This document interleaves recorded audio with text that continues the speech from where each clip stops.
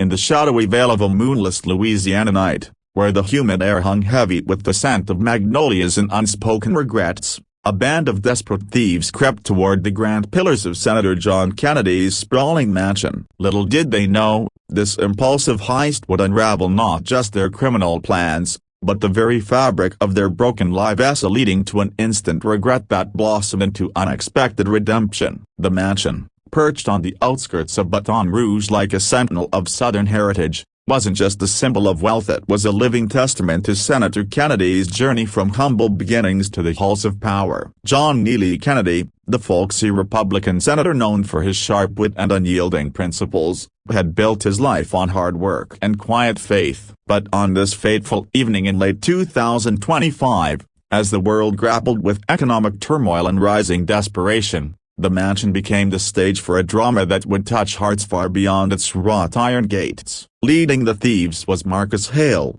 a 42-year-old former factory worker whose calloused hands told stories of lost jobs and shattered dreams. Once a proud provider for his family in the rustling towns of northern Louisiana, Marcus had watched his world crumble when the mill closed amid automation and corporate greed. His wife, Elena, battled a rare illness that drained their savings, leaving him staring at eviction notices and hospital bills that mocked his every effort. One big score, he whispered to himself, and we can start over. But deep down, Marcus carried the weight of a man who knew he was crossing a line he could never uncross. His father's voice echoing in his mind, a stern reminder of the honest life he'd abandoned. Beside him slunk young Jamal Ruiz, barely 22. With eyes wide from a cocktail of fear and adrenaline. Jamal had grown up in the foster system, bouncing between homes like a forgotten pawn in a broken game. He'd fallen in with the wrong crowd after aging out, lured by promises of quick cash to fund his dream of community college. "This ain't me," he'd confided to Marcus earlier that day, his voice cracking under the strain. "But what choice do I got, streets or this?" Rounding out the trio was Leela Chen, a 35-year-old single mother whose sharp intellect had once promised a brighter future. A victim of identity theft that wrecked her credit and job prospects, Leela had turned to petty crime to keep food on the table for her 8-year-old daughter, Mia. "I'm doing this for her," she repeated like a mantra, though the guilt gnawed at her soul, visions of Mia's innocent smile haunting her every step. The plan was simple, or so they thought: scale the perimeter fence, disable the outdated alarm system Marcus had scouted online, and slip into the study where rumors whispered of a safe brimming with cash and heirlooms. As they breached the fence under the cover of rustling oaks, their hearts pounded in unison, a symphony of desperation. But fate, that capricious director, had other scripts in mind. No sooner had they jimmied the side door open than the mansion's interior lights flickered to life, not from some high-tech sensor, but from the steady hand of Senator Kennedy himself. Kennedy, unable to sleep after a grueling day in Washington debating aid for struggling families like those of his uninvited guests, had been pacing his study with a glass of bourbon and a stack of letters from constituents. The creak of the door alerted him, and in a move born of his rural upbringing where shotguns were as common as bibeless, he grabbed the antique revolver from his desk drawer. "Who's there?"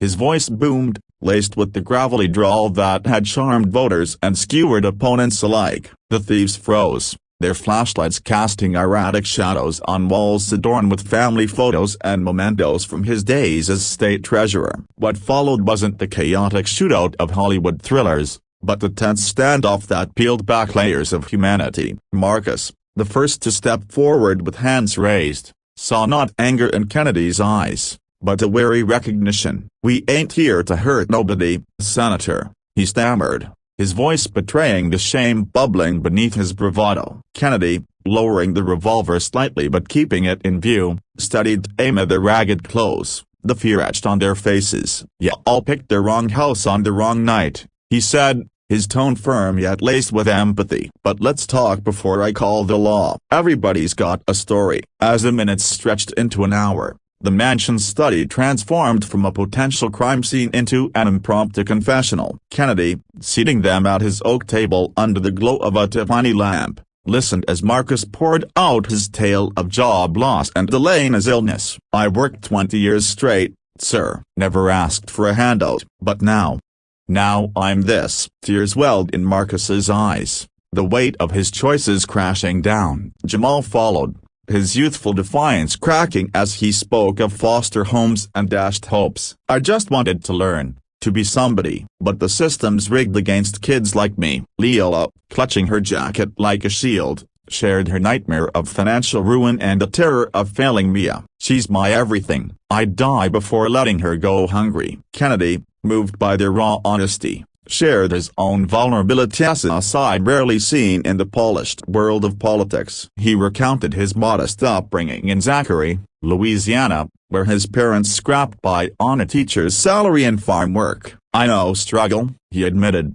his voice softening. "Lost my daddy young, fought tooth and nail through law school on loans and grit." Washington, it's full of folks who've forgotten what it's like to worry about the next meal. But he challenged them too. "Stealing ain't the answer. It poisons the soul and traps you worse than any poverty." The key challenge emerged as dawn's first light crept through the curtains: trust. The thieves expected handcuffs, not compassion. Kennedy, weighing his options, faced his own dilemma: uphold the law or extend grace. "I could end this with one phone call," he said, "and you'll be regretting this for years in a cell." Instead, he proposed a radical resolution: surrender peacefully, and he'd vouch for them, using his influence to connect them with job programs, medical aid, and legal support. "But you gotta want change, real change." Marcus hesitated, visions of Elena's frail form flashing before him. Jamal thought of the college brochure hidden in his pocket.